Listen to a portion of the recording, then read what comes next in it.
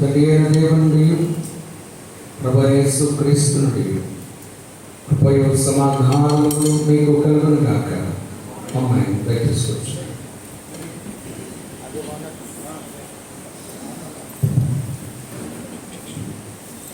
దేవుని బిడ్డలారా, మన ప్రభువైన యేసుక్రీస్తు పరిశుద్ధ నామములో మీకెల్లరికీ ప్రత్యేకమైన శుభాభివందనాలు తెలియజేస్తా ఉన్నాను. త్రిత్వము తర్వాత 7 వారంలో మనం ప్రవేశించాం. 181వ గోస్పెల్ డే సెలబ్రేషన్లో పెట్టాం. ఆంధ్ర సభార్థిక నూతన సంఘం యొక్క ఆవిర్భావ దినోత్సవం. ఈరోజు మన ఏఎల్సీ యొక్క జన్మదినం,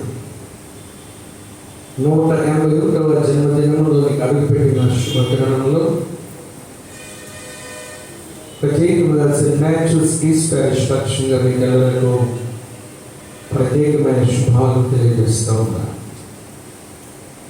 ఈరోజు మనం చాలా గర్వపడాలి, బాగా ఆనందించాలి.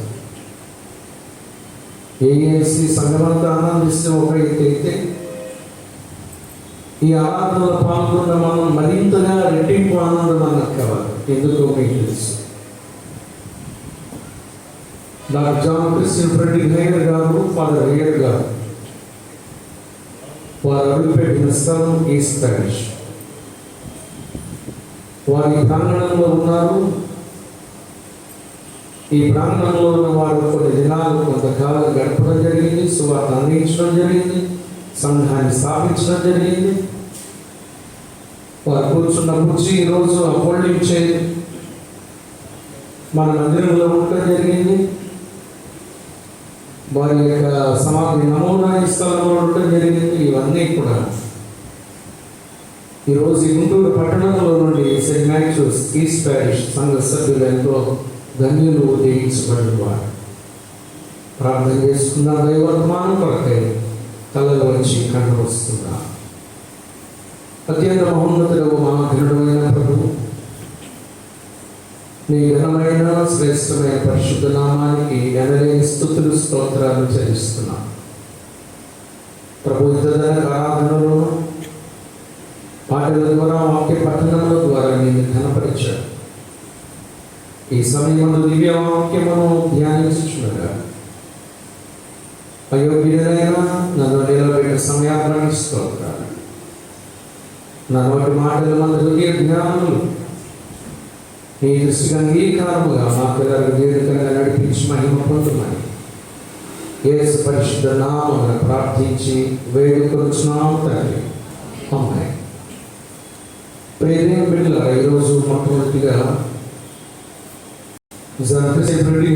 గురించిన కొన్ని విషయాలు కొరతగా మీకు ముందుంచి ఆ తర్వాత మన దైవ వర్తమానంలోకి వెళ్దాం. ఎందుకంటే ఈరోజు ఈ జూలై 31 ఆదివారం రావటం కూడా ఒక ధన్యత. ఇది మంచి భాగ్యం. అనేక సంవత్సరాల నుండి ఈ జూలై 31వ తేదీని మన నిత్యం ఆచరిస్తూనే ఉన్నాం. కొన్ని విషయాలు ఈ దైవ వర్తమానానికి ఈరోజు పాఠ్య భాగాలకు ముందుగా మనం జ్ఞాపకం చేసుకున్నాం. ఫాదర్ హైయర్ అని ముందుగా పిలుచుకునే doctor John Christian Frederick Heyer వారు 1793 జూలై 10వ తేదీన జర్మనీ దేశంలో హెల్మిస్టెడ్ అనే గ్రామంలో ఆయన జన్మించారు. 1793 జూలై 10వ తేదీ. తల్లిదండ్రులు జాన్ హైయర్, సోఫియా హన్నా. వారికి చిన్ననాడు 2వ ఏటే బాప్తిస్మం ఇవ్వడం జరిగింది. 7వ సంవత్సరంలో నిర్ధారణ ఇవ్వడం జరిగింది. 13వ సంవత్సరం ఉపాధ్యాయునిగా ఆయన నియమించబడటం జరిగింది. అక్కడ నుండి ఆయన ఫిలడెల్ఫియాలో ఉన్న సియోను లూథరన్ దేవాలయానికి వెళ్ళడం జరిగింది. ఈ ఫిలడెల్ఫియాలో ఉన్నటువంటి సియోను లూథరన్ దేవాలయంలో ఒక ఫైర్ బృందానికి లీడర్గా ఆయన పాఠకుడిగా ఉన్నాడు. బైబిల్ స్టడీని ఆ మందిరంలో ఆయన నడిపిస్తూ ఉన్నాడు. అక్కడ బోధకుడిగా ఉన్నాడు. అక్కడ ఒక ప్యారిష్ మాస్టర్గా ఆయన పరిచయం చేశాడు. అప్పటి కాలంలో reverend justice any Christian helmet అనబడిన ఫిలడెల్ఫియా సంఘ కాపాడుగా ఆయన ఈ కార్యక్రమాలు బైబిల్ స్టడీ కానివ్వండి, ఈ పాటలు కానివ్వండి, సంగీతం కానివ్వండి, ఇవన్నీ ఆయన నేర్చుకున్నాడు. ఆ దైవజనుల దగ్గర గ్రీకు, లాటిన్, హిబ్రూ భాషలు నేర్చుకున్నాడు. 1815లో అలా తిరిగి తన స్వగ్రామానికి బయలుదేరి జర్మనీలో ఉన్న హెల్స్టెడ్ అనే స్వగ్రామానికి 1815లో మళ్ళా తిరిగి అడుగుపెట్టాడు. అప్పటికే 22 సంవత్సరాల ప్రాయం. ఆయన గ్రామంలోకి వచ్చిన తర్వాత అప్పుడు ఆదివారం వారి గ్రామంలో సెయింట్ పీటర్స్ అనబడిన మందిరంలో మొట్టమొదటి ప్రసంగం ఆయన స్వగ్రామంలో, ఆయన మందిరంలో, ఆ గ్రామంలో మొట్టమొదటి ప్రసంగాన్ని ఆయన చేశాడు. 1816లో గోయింటిజన్ అనబడిన వేదాంత కళాశాలలో వేదాంత విద్యను అభ్యసించాడు ఫాదర్ హయ్యర్ గారు. 1817లో వివాహం చేసుకున్నాడు. ఆయన భార్య పేరు మేరీ, 5 సంతానం ఉన్నారు. 1830 సంవత్సరంలో సండే స్కూల్ మిషనరీగా ఆయన పరిచయ ప్రస్థానం ప్రారంభించాడు. అప్పటి కాలంలో ఇండియాకి వెళ్ళడం కొరకు, ఇండియాలో మిషనరీగా ఉండడం కొరకు, పరిచయ జరిగించడం కొరకు ఆ సినడ్కి కావలసినటువంటి ధనం లేదు, వనరులు లేవు. ఒక మిషనరీని భారతదేశానికి పంపించగలిగినంత ధన, ఆ సౌకర్యాలు, వనరులు లేని పరిస్థితుల్లో ఈయన, ఇప్పుడు ఎవరి గురించి అయితే చెప్పుకుంటున్నామో, ఈ ఫాదర్ హయ్యర్ గారు ఏం చేశాడంటే తాను సొంతంగా సమకూర్చుకున్న $1000 ధనాన్ని ఆ మందిరానికి ఇచ్చి, ఆ $1000 వచ్చిన ఆదాయంతో బయలుదేరి తను ఇచ్చిన డబ్బుతోనే, దాని ద్వారా వచ్చిన ఆదాయంతోనే బయలుదేరాడు. 1841 అక్టోబర్ 5న విదేశీ మిషనరీగా ఆయనను అభిషేకించడం జరిగింది. ఇండియాకు ప్రయాణమయ్యాడు. $20 ప్రయాణమయ్యాడు. $20 మాత్రమే. ఆ $20తో ఒక పల్లకీని కొనుక్కున్నాడు. పల్లకీతో పాటు 12 మంది పల్లకీని మోసేవారిని ఏర్పాటు చేసుకున్నాడు. ఇంచుమించు మన ఇండియా ప్రాంతంలో 400 మైళ్ళ దూరం ఈ పల్లకీ మీద ప్రయాణం చేసుకుంటూ వెళ్ళాడు. ఒక బ్రాహ్మణ యువకుడి దగ్గర 1 నెలలో తెలుగు భాషను చాలా చక్కగా నేర్చుకున్నాడు.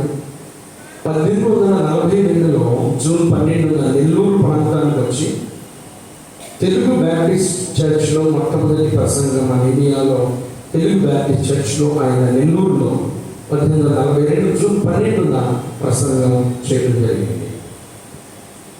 అక్కడ నుండి ఆ నెల్లూరు నుండి బాపట్ల వరకు ఎద్దుల బండి మీద ప్రయాణం చేయడం జరిగింది.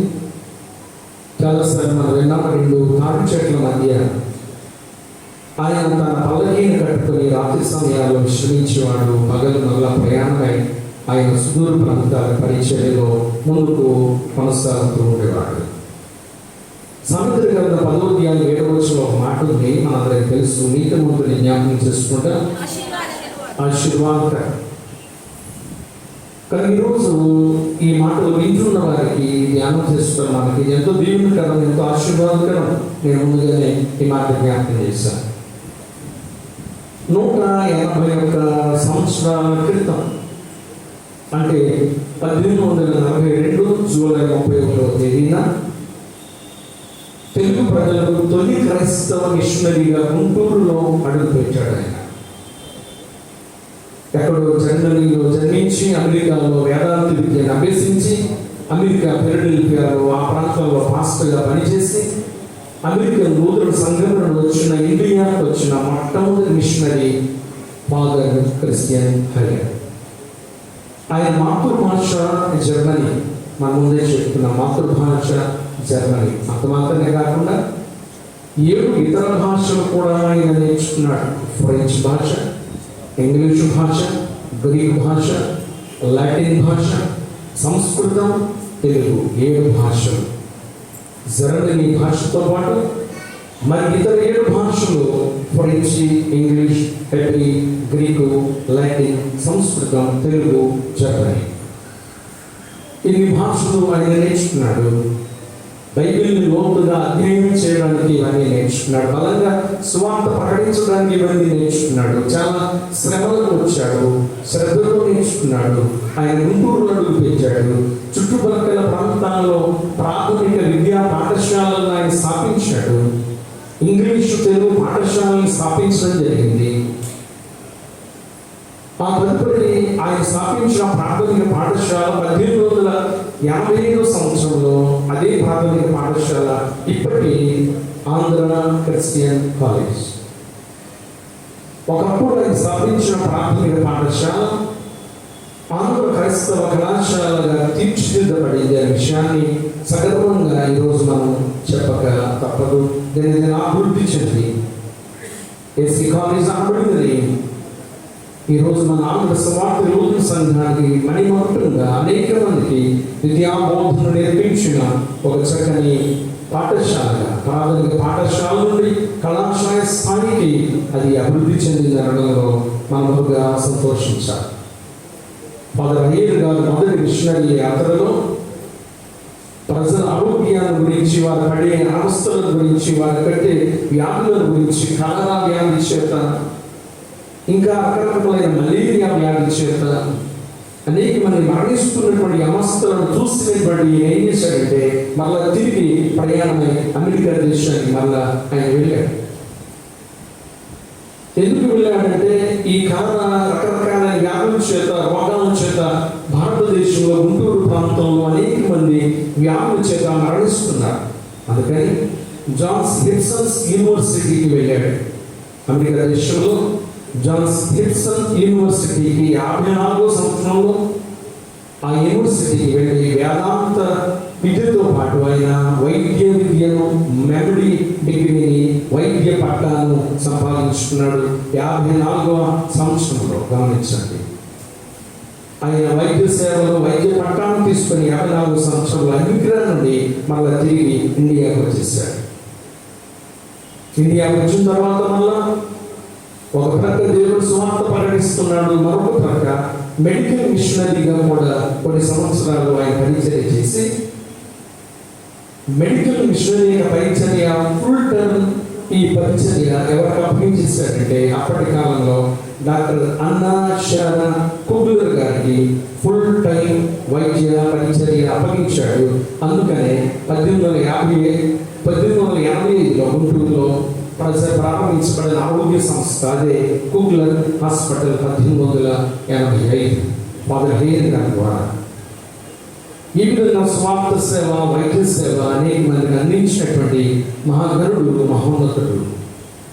మన ప్యారిస్ ప్రాంగణంలో గర్హాల కాంపౌండ్లో ఒక చిన్న పెయింటింగ్లో ఆయన నివాసం ఉండి వరండాలో కూర్చుని, ఇక్కడ ఏదైతే మన ఆల్టర్ మీద ఉన్నటువంటి ఫోల్డింగ్ చైర్లో దాంట్లో ఆయన కూర్చుని ఈ ప్రాంగణంలో, ఈ స్థలంలో, ఈ గర్హాల కాంపౌండ్లో అటువైపు ఇటువైపు వెళుతున్నటువంటి వారికి దేవుని సువార్త ప్రకటించాడు. అనేక మంది దేవుని రక్షణ సువార్తను ప్రకటించడం జరిగింది. అందుకని ఈరోజు ఆ సువార్త విత్తబడిన విత్తనం దిశలా నలుదిశలా ఈరోజు వ్యాపించి ఆంధ్ర సువార్త యోధుల సంఘం స్థాపించబడి, ఇది ఏఎల్సి 14వ దేవాలయంగా స్థాపించబడి 180 సంవత్సరాలు పూర్తి చేసుకొని ఈరోజు శాఖోపశాఖలుగా మన ఏఎల్సి సంఘం విస్తరించిందనే విషయాన్ని జ్ఞాపకం చేస్తూ, ఇక చివరిగా మనందరి బాధ్యత ఏం చేయాలండి? ఈరోజు ఎందుకు ఈ విషయాలని నేను ఒక 10 నిమిషాల్లో ఈ విషయాలని నేను ఎందుకు 10 నిమిషాల్లోనే ఈ విషయాలని మీకు గుర్తు చేయడం జరిగిందంటే, ఎబ్రీ పత్రిక 13వ అధ్యాయం 7వ వచనంలో పౌలు భక్తుడు మాట అన్నాడు, మీరు నన్ను పోలి నడుచుకోండి. నేను క్రీస్తుని పోలి నడుచుకున్నట్లుగా మీరు నన్ను పోలి నడుచుకోండి. ఇప్పుడు మనం ఈ మాటలు వింటున్న మన సంఘ పితృడుగా ఫాదర్ హయ్యర్గా ముందుగా పిలుచుకునే doctor John Christian Frederick Heyer గారిని జ్ఞాపకం చేసుకోవడం అంటే అర్థం ఏంటంటే ఆయన పోలి మనం నడుచుకోవాలి. ఇది మన బాధ్యత. కానీ ఈ విధంగా అటువంటి మహనీయుని జ్ఞాపకం చేసుకొని వారి నడిచిన మంచి మార్గాన్ని అవలంబిస్తూ మన జీవన యాత్ర ముందు కొనసాగించుదాం. ఇప్పుడు దేవుని వాక్యంలోకి వెళ్దాం. ఈరోజు ఏర్పాటు చేయబడిన త్రిత్వము తర్వాత 7వ ఆదివారం కొరకై రాయించబడిన లేఖన భాగాలు మనం గమనించినట్లయితే పాత నిబంధనలో ఆదికాండం గ్రంథం 28వ అధ్యాయం 10 నుండి 22 వచనాల వాక్య భాగాన్ని మనం చదివాం. అక్కడ యాకోబును గురించిన విషయాలు, యాకోబు యొక్క దర్శనం, అతను కలిగిన కళల గురించి, ఆ కళలో అతను చూసిన ఒక నిచ్చెన గురించి, ఆ నిచ్చెనలో దేవదూతలు దిగుచున్న స్వప్నాల గురించి, వెంటనే ఆ కళను చేరుకున్న తర్వాత దేవుడు అతనితో మాట్లాడిన విషయాలని గమనించాడు. అప్పుడు వెంటనే అనుకున్నాడు, ఒక విషయాన్ని తెలుసుకున్నాడు. ఏం తెలుసుకున్నాడంటే ఈ స్థలమందు నిశ్చయముగా దేవుడు ఇక్కడ ఉన్నాడు. ఏ స్థలంలో ఒక రాత్రి కలగడగా చేసుకుని నిద్రించి ఆ కళ అన్నాడు. ఏ స్థలమందు దేవుడు అతనితో మాట్లాడాడు. ఏ స్థలమందు ఆ కళలో ఒక నిశ్చయను చూశాడు. ఆ స్థలాన్ని గురించి అన్నాడు, ఇక్కడ నిశ్చయముగా దేవుడు ఉన్నాడు. దానికి ఏం పేరు పెట్టాడంటే బేతేలు, దేవుని ఇల్లు, దేవుని నివాసం, దేవుని మందిరం అనే భావం కలిగిన ఆ పేరును అపాయింట్ చేస్తాడు దేవుని ప్రియబిడ్డలారా. ఈరోజు రెండవదిగా మనం పత్రిక వాటి భాగాన్ని చూస్తాం. అపోస్తలుల కార్యముల గ్రంథం 16వ అధ్యాయం 22 నుండి 33 వచనాల భాగాన్ని మనం గమనించాం. ఈ వాక్య భాగాన్ని చూస్తే చాలా సందర్భాలలో ఈ 16వ అపోస్తలుల కార్యముల గ్రంథంలో 22 నుండి 33 వచనాల్లో ముఖ్యంగా అక్కడ పౌలు స్త్రీల గురించి ప్రస్తావన మనం చూస్తున్నాం. పౌలు స్త్రీలని బంధించడం అనగా చెరసాలలో బంధించడం, వారిని కొరడాలతో పట్టడం, సంఖ్యలు వేసి బిగించడం, అప్పటికే అనేక గాయాలు వారికి అవ్వడం, ఇవన్నీ ఒక వ్యక్తి చూస్తున్నాడు. అక్కడ చూస్తున్న వ్యక్తి ఎవరంటే చెరసాల నాయకుడు. చెరసాల నాయకుడు అంటే అతన్ని ఒక మాటలో చెప్పాలంటే అతని ఉద్యోగాన్ని బట్టి అక్కడ అతను చెరసాల దగ్గర జైలర్. ఆ జైల్లో విధులు నిర్వర్తిస్తున్న ఆ జైలర్ చూస్తాడు. ఏం చూస్తాడు? వాళ్ళు పాటలు పాడటం, ప్రార్థన చేయడం, బండలు ఊడిపోవడం, భూకంపం రావడం, సంఖ్యలు ఊడిపోవడం, ఇవన్నీ చూస్తాడు. ఒక విషయాన్ని తెలుసుకున్నాడు. అక్కడ యాకోబు గమనించాడు, తెలుసుకున్నాడు. ఇక్కడ చెరసాల నాయకుడు విషయాన్ని తెలుసుకున్నాడు. ఈరోజు సువార్త చూస్తే మత్తయి సువార్త 13వ అధ్యాయంలో 44 నుండి 46 వచనాల వాక్యాలను చూస్తే ఇక్కడ కూడా పరలోక రాజ్యాన్ని గురించిన 2 విషయాలు ఉన్నాయి. అక్కడ ఒక వర్తకుడు తెలుసుకున్నాడు పరలోక రాజ్యం అంటే ఏంటో, దాని గురించి బాగా తెలుసుకున్నాడు. భూమిలో దాచబడిన ధనములను పోలి ఉన్నది, మంచి ముత్యములను పాలగలుగుచున్న వర్తకుని పోలి ఉన్నది. ఈ విషయాన్ని అతను తెలుసుకున్నాడు. అసలు పరలోక రాజ్యం అంటే ఏంటో. కాబట్టి ఈరోజు ఈ 3 వాక్య భాగాలను బట్టి ఈరోజు నేను చెప్పేటువంటి జ్ఞాపకం చేసే ప్రాముఖ్యమైన అంశం ఏంటంటే తెలుసుకొని నడుచుకో. ఇది ఈరోజు నా జ్ఞానాంశం. తెలుసుకొని నడుచుకో, నోయింగ్ అండ్ వాకింగ్. ఏమిటి తెలుసుకొని నడుచుకోవడం? కాబట్టి చాలాసార్లు మనం చూస్తుంటాం,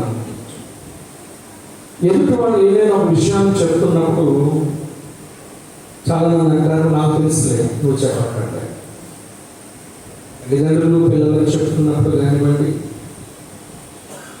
ఉపాధ్యాయులు విద్యార్థులకు చెప్తున్నప్పుడు కానివ్వండి, గురువులు విశ్వాసులకు చెప్తున్న సందర్భాలు కానివ్వండి, పెద్దవాళ్ళు పిల్లలకు చెప్తున్న విషయాలు కానివ్వండి, కొన్ని విషయాలు చెప్తున్నప్పుడు కొంతమంది వింటారు, కొంతమంది వినరు, కొంతమంది ఏమంటారంటే మాకు తెలుసులే.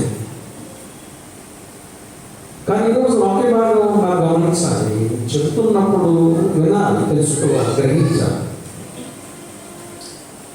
వాటిని వినడం, తెలుసుకోవడం ఒక ఎత్తు అయితే, వాటి ప్రకారం నడవడం, నడుచుకోవడం ఇంకొక ఎత్తు. సరే గమనించాలి. ఎందుకు తెలుసుకోవాలంటే పెద్దవాళ్ళు కానీ, తల్లిదండ్రులు కానీ, గురువులు కానీ, సేవకులు కానీ, ఉపాధ్యాయులు కానీ మంచి విషయాలు, మనకు అవసరమయ్యేవి, మనకి సూచికి అవసరమైన విషయాలు చెప్తున్నప్పుడు తెలుసుకోవాలి, వినాలి, ఆ ప్రకారంగా మనం నడుచుకోవాలి, వాటిని అవలంబించాలి. అది మనం జ్ఞాపకం చేసుకోవాలి. కానీ కీర్తనకారుడు 34వ సంకీర్తనలో 8వ వచనంలో మాట అన్నాడు, యెహోవా ఉత్తముడని ఎలా తెలుసుకోవాలట? రుచి చూచి తెలుసుకున్నది. ఆయన ఆశ్రయించున్నాడు ధన్యుడు. దేవుని ప్రేమికులారా, తెలుసుకోవాలంటే ఆ రుచి చూస్తేనే తెలుస్తుంది. అది చెడుగా ఉందా, తీయగా ఉందా, ఉప్పగా ఉందా, చప్పగా ఉందా, ఒకరుగా ఉందా, ఎట్లా ఉందని. యేసు నీ నామామృతము మాకెంతో రుచి అయ్యా. యేసు నామం ఎంత రుచి కలిగినది, దేవుని వాక్యం ఎంత రుచి కలిగినది. జుంటె తేనె ధారాల కంటే మధురమైనది, ఎంత రుచి కలిగినది. అందుకే అన్నాడు, యెహోవా ఉత్తముడని రుచి చూస్తేనే తెలుస్తుంది, వింటే తెలుస్తుంది, ఆచరిస్తే తెలుస్తుంది. అదే ఈరోజు మనం ధ్యానం చేయబోతున్నాం. దేవుని ప్రియమైన తెలుసుకుని నడుచుకుంటే ఏం జరుగుతుంది, తెలుసుకుని ఆ ప్రకారం నడవకపోతే ఏం జరుగుతుంది. మనం త్వరగా ఈ 3 పాఠ్య భాగాల నుండి 3 విషయాన్ని మనం త్వరగా ధ్యానం చేద్దాం. ఇప్పుడు మొట్టమొదట పాత నిబంధనల నుండి మనం ధ్యానం చేయబోతున్నాం. పాత నిబంధన ద్వారా ఈరోజు మన మొదటి భాగం ఏంటంటే తెలుసుకున్నాడు, ఆరాధించాడు. మొదటి భాగం పాత నిబంధనలో తెలుసుకున్నాడు, ఆరాధించాడు. He came to know and worship. ఎవరతను? యాకోబు.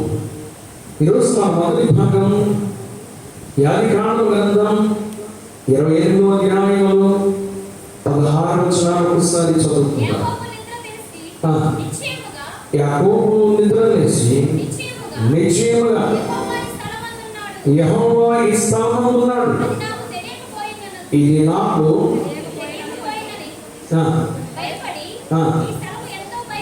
ఈ స్థలం ఎంతో భయంకరం, ఇది దేవుని మందిరమే కానీ చూస్తారా. కాబట్టి ఏం తెలుసుకున్నాడంటే ఇది దేవుని మందిరం అని తెలుసుకున్నాడు. తెలుసుకుని ఏం చేశాడంటే దేవుణ్ణి ఆరాధించడం మొదలు పెట్టాడు. దేవుని ప్రియమైన మనకి ఈరోజు మన మొదటి భాగం తెలుసుకున్నాడు యాకోబు. వెంటనే ఇక్కడ దేవుడు ఉన్నాడని గ్రహించాడు, ఆరాధన ప్రారంభించాడు. రాయి మీద పడుకున్నాడు, రాత్రి తలగడగా చేసుకున్నాడు. ఆ రాత్రి తీశాడు, రాయి మీద నూనె పోసాడు, అక్కడ ఆరాధన ప్రారంభించాడు. ఇది దేవుని మందిరం అన్నాడు. నూనె పోయించడం ఉద్దేశం ఏంటంటే, నూనె పోయించనగా అభిషేకానికి సూచన. అభిషేకపు ఆరాధన ఆ యొక్క స్థలంలో యాకోబు ప్రారంభించాడు. ఆ స్థలానికి బేతేలు అనగా దేవుని మందిరము అని పేరు పెట్టాడు. ఏదైతే దేవుని మందిరం అని ఆ స్థలం తెలుసుకున్నాడు, ఆ బేతేలులో దేవుడు తమతో మాట్లాడాడని గ్రహించాడు, ఆరాధన ప్రారంభించాడు. నూనెతో అభిషేక ఆరాధనకు సిద్ధపడ్డాడు. అక్కడ నుండి అతను ప్రార్థనాపూర్వకంగా తన ప్రయాణం ముందుకి కొనసాగించాడు. కానీ గొప్ప విషయం ఏంటంటే, అక్కడ నుండి ప్రయాణాన్ని కొనసాగించిన యాకోబు మళ్ళా తిరిగి దేవుని ఆజ్ఞ మేరకు మళ్ళా ఈ స్థలానికే బయలుదేరి తిరిగి వచ్చాడు. దేవుని ప్రియబిడ్డలారా, ఇక్కడ గమనించాలి. దేవుని గురించి, ఆయన వాక్యం గురించి, ఆయన విశ్వాసం గురించి, ఆయన కార్యాల గురించి తెలుసుకొని విని విడిచిపెట్టకుండా ఆరాధించున్న విశ్వాసులతో దేవుడు మాట్లాడతాడు. ఈరోజు యాకోబుతో దేవుడు మాట్లాడిన దేవుడు ఏ స్థలానికి బేతేలు అని పేరు పెట్టాడు. బేతేలుని నామకరణం చేసింది ఇక్కడ యాకోబు అనే విషయాన్ని మనం చాలా చక్కగా ఈ వాక్య భాగంలో చదువుకున్నాం. మళ్ళీ అదే స్థలానికి బయలుదేరి వెళ్ళిన వ్యక్తి తిరిగి వస్తే దేవుడు ఆ స్థలాన్ని యాకోబు ఏ పేరు పెట్టాడు, ఆ పేరుతోనే దేవుడు పిలుస్తున్నాడు. చూద్దాం. ఆదికాండ గ్రంథం 35వ అధ్యాయాన్ని గమనించినట్లయితే దేవుని ప్రియబిడ్డలారా, దేవుడు ప్రత్యేకంగా మరలా ఏమని పిలుస్తున్నాడు. ఆదికాండ గ్రంథం 35వ అధ్యాయంలో నుండి ఇప్పుడు 1 నుండి 3 వచనాలు చూద్దాం. దేవుడు యాకోబుతో, నీవు లేచి బేతేలుకు వెళ్ళి అక్కడ నివసించి నీ సహోదరుడు ఏశావు ఎదుట నుండి నువ్వు పారిపోయినప్పుడు నీకు కనపడిన దేవుడికి అక్కడ బలిపీఠము కట్టమని చెప్పగా యాకోబు తన ఇంటి వారితోనూ తన ఎదురున్న వారందరితోనూ మీ ఎదురు అన్య దేవతలు పారవేసి మీరు శుచి చేసుకొని వస్త్రములు మార్చుకున్నది మనము లేచి బేతేలుకు వెళ్ళడము నా శ్రమ దినము నాకు ఉత్తరమిచ్చి నేను వెళ్ళిన మార్గము నాకు తోడైన దేవుడికి బలిపీఠం అక్కడ కట్టేదనని చెప్పాడు. దేవుడు ప్రియమిత్రులారా, ఏ స్థలానికి యాకోబు బేతేలు అని పేరు పెట్టాడో దేవుడు అదే మాట 35వ అధ్యాయంలో గుర్తు చేశాడు. ఏమన్నాడంటే నువ్వు మళ్ళా అక్కడికి వెళ్ళాలి, అక్కడికి వెళ్ళి ఆ స్థలంలో ఒక బలిపీఠాన్ని నిర్మించమన్నాడు. యాకోబు పెట్టిన పేరుతోనే దేవుడు పిలిచాడు. అది కాలంలో 31వ అధ్యాయం చూస్తుంటే అది కాలంలో 31వ అధ్యాయంలో 13వ వచనం చూస్తే చూడండి, ఆ మాట మనం గమనిస్తున్నాం.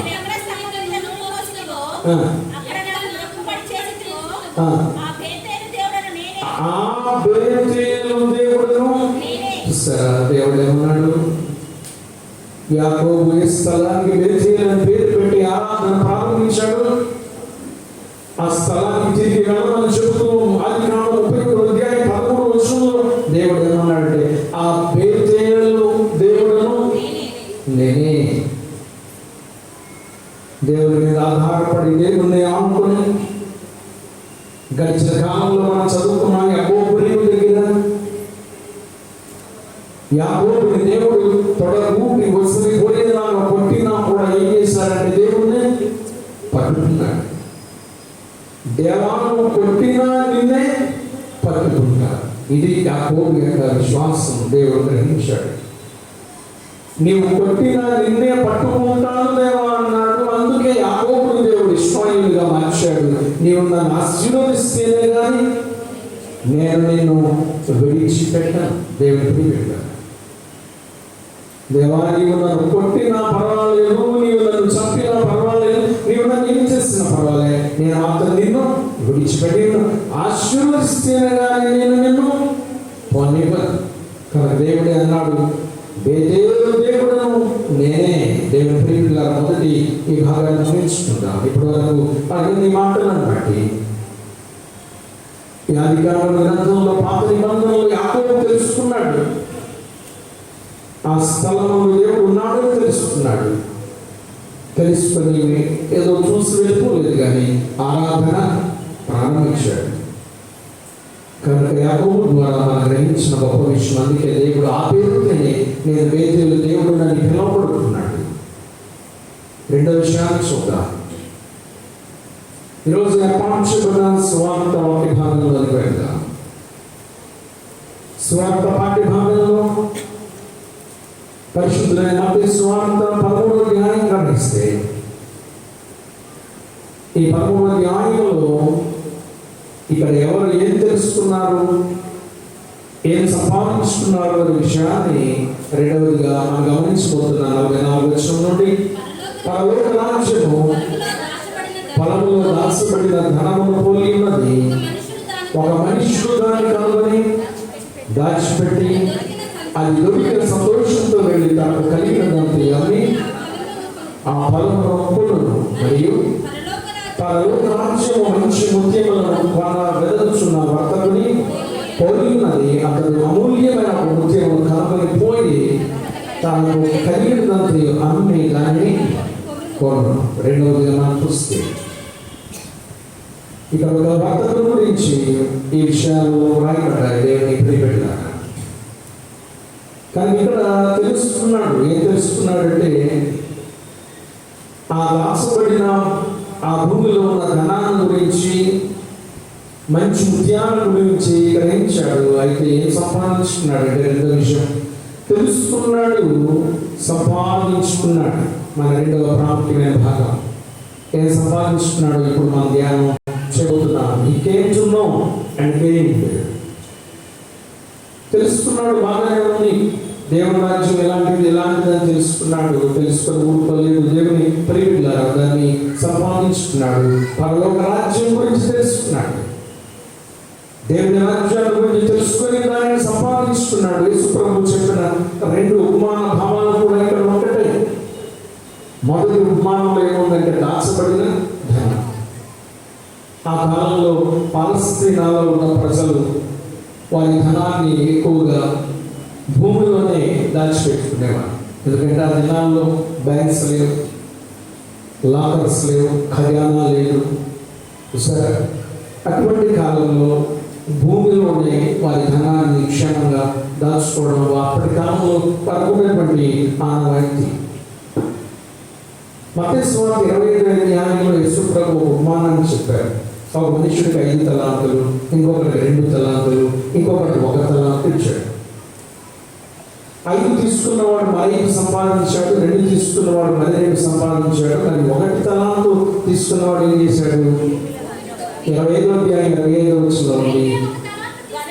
ఆ 1 తలాంతు తీసుకున్నవాడు భూమిని తవ్వి, చూసారా, భూమిని తవ్వి ఆ తలాంతు డబ్బేం చేశాడు?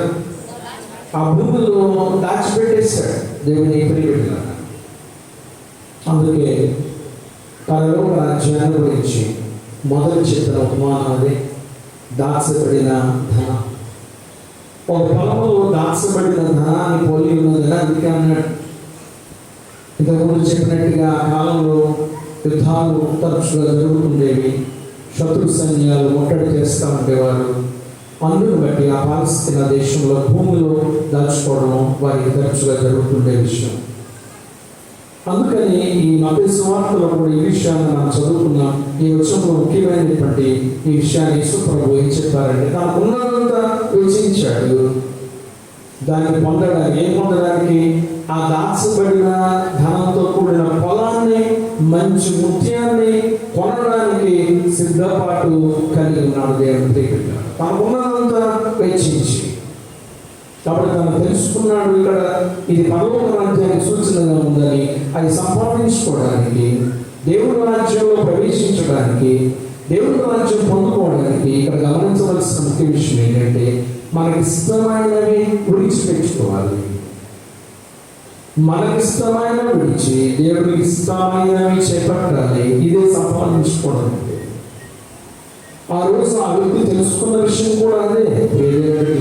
ఏం తెలుసుకున్నాడంటే, దేవుని యొక్క పరలోక రాజ్యం కావాలి, అది నాకు ఇష్టం. ఇప్పుడు గతకాలంలో చెప్పుకున్న ఒక యవనస్తుడు వచ్చాడు యేసు ప్రభు దగ్గరికి. నిత్య జీవానికి వారసుడు అవ్వాలి, నేనేం చేయాలన్నాడు. ఆజ్ఞలు పాటిస్తున్నాను, అన్ని బాగానే ఉన్నాయి అన్నాడు.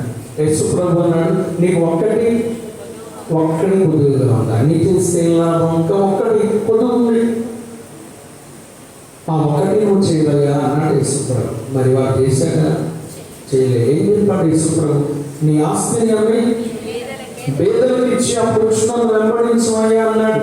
అంటే అక్కడ ఉద్దేశం ఏంటంటే, నీకు ఇష్టమైన విడిచిపెట్టేస్తే ప్రభు ఏమన్నాడంటే, దేవుడికి ఇష్టమైనవి చేపట్టాలి. వాడు ఏది ఇష్టమైనవి అక్కడ ముగింపులో మనకు తోచబడిందంటే, ఇక అతని జీవితం నీకు ధనమా దైవమా ఏది కావాలంటే ధనమే ముఖ్యం అనుకుని తిరిగి వెళ్ళిపోయాడు. పరలోక రాజ్యం, దేవుని రాజ్యం, దాని గురించి ఈరోజు వర్తమానంలో తెలుసుకున్నాడు ఈ వ్యక్తి. ఏం తెలుసుకున్నాడంటే, దేవుని రాజ్యాల గురించి తెలుసుకున్నాడు, దాన్ని సంపాదించుకున్నాడు. ఎలా సంపాదించుకున్నాడంటే, తనకిష్టమైన వదిలేసుకున్నాడు, తనకున్న సమస్తాన్ని వదిలేసుకున్నాడు. ఆ దాచబడిన బలం కోసం ఎంతైనా ఇచ్చించడానికి, ఒక మాటలో చెప్పాలంటే త్యాగానికి కూడా సిద్ధపడ్డాడు. రెండవ భాగాన్ని మార్పించుకున్నాడు దేవుని ప్రియబిడ్డలారా. అందుకని అమూల్యమైన విషయం కూడా అంతే. మంచి ముత్యం, విలువైన ముత్యం.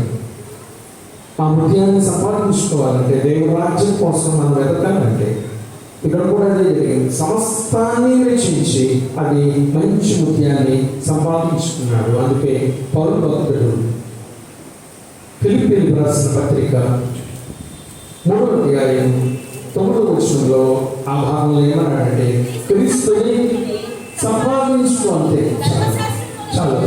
ఏం సంపాదించుకోవాలంటే, క్రీస్తుని సంపాదించుకున్నాం. క్రీస్తుని సంపాదించుకుంటే పరలోక రాజ్యం మనదే. క్రీస్తుని పోలి నడుచుకుంటే దేవుని రాజ్యం మనదే. కాబట్టి దేవుని ప్రియకుడిలారా వాళ్ళు పొందుతున్నట్టుగా క్రీస్తుని సంపాదించుకుందాం. ఈ లోకంలో ఎన్ని సంపాదించుకున్నా ఏమి లాభం? చివరికి మన జీవితం కూడా ఇంతలో కనపడి అంతలో మాయమైపోయే ఆల్ని వంటిది. యాకోబు భక్తుడు అన్నాడు తన పత్రికలో, నీ జీవం ఏ పాటిది మన జీవం? కాబట్టి ఈ లోకంలో సమస్తం వ్యర్థం కనుక ఏం సంపాదించుకున్నామంటే తెలుసుకున్నాం మనం దేవుని రాజ్య గొప్పతనాన్ని, దేవుని వాక్యం గొప్పతనాన్ని, దేవుని వాక్యం మాధుర్యాన్ని, దేవుని ఆశీర్వాదాలు తెలుసుకుందాం. మనం సంపాదించుకుందాం, క్రీస్తుని సంపాదించుకుందాం. అవి సంపాదించుకోవడానికి మనకి ఇష్టమైనవి విడిచిపెడదాం, త్యాగానికైనా సిద్ధపడదాం. మూడు విషయాలు మనం వెళ్దాం. ఎవరికి ఏర్పాటు చేయబడిన పత్రిక వాక్య భాగం అపోస్తల కార్యాల గ్రంథం ఈ 16వ అధ్యాయంలో చదవబడినటువంటి వాక్య భాగంలో 22 నుండి ఈ 33 వచనాల భాగంలో ఈ భాగంలో మూడో విషయం ఏంటంటే, ఇక్కడ ఒక వ్యక్తి ఉన్నాడు. ముందే చెప్పాను, అతను తెలుసుకున్నాడు. ఎవరా వ్యక్తి? ముందే చెప్పాను, తెలుసుకున్నాడు, రక్షణ పొందుకున్నాడు. మూడో విషయం దేవుని ప్రియకుడిలారా. మూడవది నా వ్యక్తి ఎవరు అంటే ఇక్కడ చదువుకున్నాం, చెరసాల నాయకుడు came to know and got salvation. తెలుసుకున్నాడు, రక్షణ పొందుకున్నాడు. కనుక దేవుని ప్రియ విశ్వాసులారా, చెరసాల నాయకుడి గురించి ఈ వాక్య భాగంలో మనం చదువుకుంటున్నాం. చాలా అద్భుతమైన విషయాలు. పౌలు శీలలో పడినటువంటి కష్టాలు, అసలు వారు ఎందుకు చెరసాలలో వేయబడ్డారనే విషయం ఈ వాక్యభాగం చూస్తుంటే ఆ పై పారాగ్రాఫ్లో మనకు కనిపిస్తుంది. ఒక యజమానుల ద్వారా ఒక యవనస్తురాలు సోదరి చెప్పడం ఆమె వృత్తి. సోదరి చెప్పడం ద్వారా యజమానులకు లాభాన్ని తీసుకొస్తుంది. అపవిత్రాత్మ శక్తుల చేత పీడించబడుతుంది. ఆమెను బాగు చేశారు పౌలు శీలలు. యేసు నామములో స్వస్థతనిచ్చాడు. దయ్యం అపవిత్రాత్మ విడిచిపెట్టి వెళ్ళిపోయింది. ఆ యజమానులకు వచ్చే లాభాలు పోయాయి. యేసు నామములో వీళ్ళు రక్షణ సువార్త ప్రకటించి అందరినీ బాగు చేస్తే మా పరిస్థితి ఏంటి? మాకు వచ్చే లాభాల పరిస్థితి ఏంటి? కనుక వీరిని బంధించేయాలి, చెరసాలలో బంధించేయాలి పౌలు శీలని అనుకున్నాడు. అనుకున్నట్టుగానే అప్పటి దేవుని సేవకులు అనబడిన పౌలు శీలలు చెరసాలలో బంధించబడ్డారు. కొరడా దెబ్బలు తిన్నారు. శరీరం అంతా రక్తంగా ఉంటుంది. శరీరం అంతా గాయాలు, పచ్చి పుండ్లు, సంఖ్యలు వేసి బిగించేస్తారు, కొండలు వేసి బిగించేస్తారు. మనం గమనించవలసిన మరి ప్రాముఖ్యమైన విషయం ఏంటంటే,